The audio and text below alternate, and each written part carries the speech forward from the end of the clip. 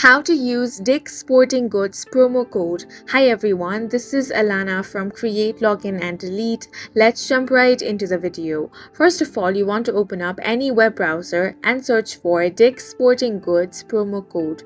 Here you're going to find different websites that's going to offer you the promo code.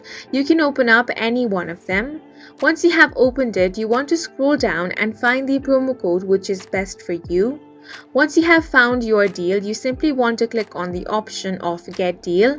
Here you can find additional details on it. Here it says no code needed, so you can click on the option of Shop at Dick's Sporting Good. Now the official website is going to open up. Make sure to sign into your account. Then you can simply add all the items that you want to purchase in your cart.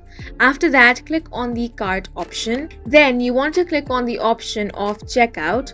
On the payment page, you want to click on the option of promotion code box or the scorecards reward box on the payment page. Then you want to enter the case sensitive code. If no promo code is needed, then the deal is automatically going to be added on the payment. After that, you want to click on the option of apply. If your discount qualifies, it will be displayed in the order summary.